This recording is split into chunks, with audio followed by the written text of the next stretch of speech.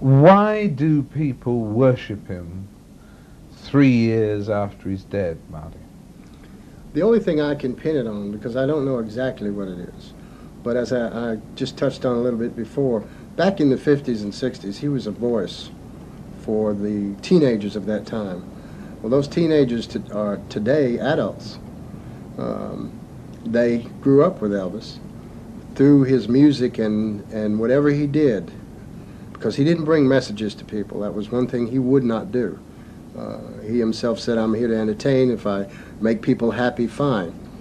And those people grew up with him, and they just cherished him back in those times. And what they have done while they've grown up and had children of their own, they have introduced their children to Elvis Presley, because we have seen it so many times in the fans that have come to Memphis that they come with little bitty kids or their own teenagers, and they tell us, you know, because it amazes us that we see 90-year-old women and 2-year-old little girls or 3-year-old little girls, and they're just all in love with Elvis Presley. I think, you know, that's the only thing I can pin it on. You know, you can use the words charisma and magnetism and everything, but there are many people who never saw Elvis in person. They only listened to his music, to his records, and they were still affected the same way. You were described, and indeed the book describes you as the foreman of the Memphis Mafia. Now, what was the Memphis Mafia, really? Well, Elvis had a close-knit group of friends who were with him for more than one reason. One, for companionship, and it wasn't a case of paying to have a friend. We all cared about him. He cared about us. But above all, he knew us so well that he trusted us, because when you're thrown into that type of life, you really don't know why somebody likes you, whether it's for money or just to be around or what have you. But I think for the most part, the original Memphis Mafia, the guys, were people who Elvis knew when he was young and grew up with. Billy grew up with him himself as a cousin, and a very, you know, just a close member of family. He just wasn't just another cousin. Throughout the years, there were a couple of guys who were there for what they could get, but they didn't last very long, because Elvis was a very quick judge of character. He had to be. And we were too. A couple were not good, but on the whole, most all of them served a purpose. They really were good. You have to remember one aspect of the group and Elvis is that Elvis Presley was a multi-million-dollar business unto himself. And had we been working for General Motors, we would have had responsibilities. We had the same thing with Elvis Presley, to make things run smoother so he could perform and do his job, fulfill his responsibility. So the idea that we've been called all kinds of names, you know, hangers-on, moochers, bloodsuckers, and we just smile at those. Yeah. What else? I said they're all true. The general public saw one side of Elvis, and they didn't know the whole story, and we were who were close to him, closer than anybody in the whole world, did not know the complete Elvis Presley.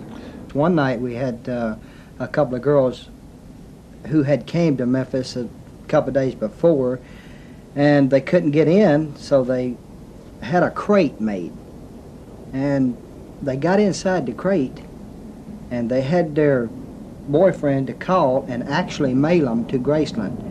They were supposed to be animals, you know, dogs for Elvis. And when they got to Graceland, they didn't get any further than the gate, because naturally Vester wanted to check it out and make sure, you know, because there was just not supposed to be any dogs coming to Graceland we knew anything about. So Elvis got so tickled that he finally said, well, just let him up. He said, because anybody go through that much trouble, you know, let him up and I'll meet him. So he had him come up to the house, but that was only one of many instances. They'd climb the fence or anything, you know. What about things that have happened since he died? People with their devotion to the legend. It still goes on just as if he was here. I mean, first few months after he passed away, boy, it was rough around Graceland, because they would climb the fence, hide under cars, and everything, you know, just to be there. And it really hasn't changed. I mean, it seems, you know, just as if he were still here.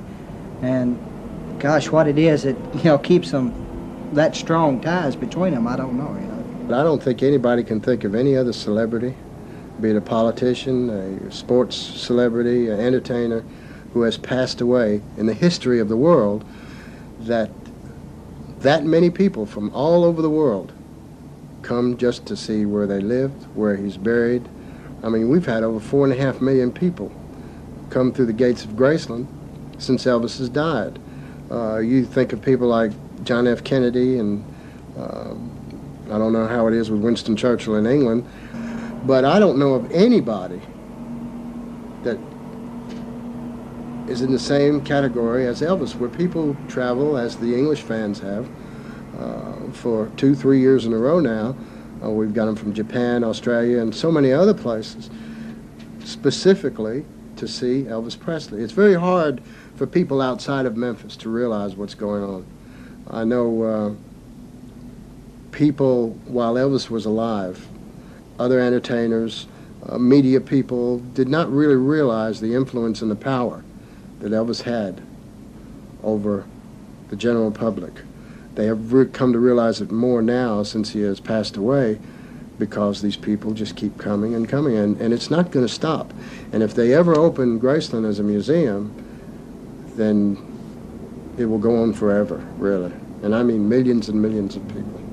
But in turn, the fans have been ripped off a lot since Elvis has passed away, buying things that they thought were real but were not. We who were close to Elvis are just about the only people who know what was real and what was truth. And we don't mind doing that, because I think, Billy, I think, would agree with me. I think Elvis would get a big kick out of what's going on there. When you add together the combination of the loneliness and the pressures and so on, sounds to me as though he didn't really ever get a chance or choose to or was able to enjoy his success. It was a rather sad life. Again, to a certain degree, that's true, but he enjoyed his success. He liked being who he was.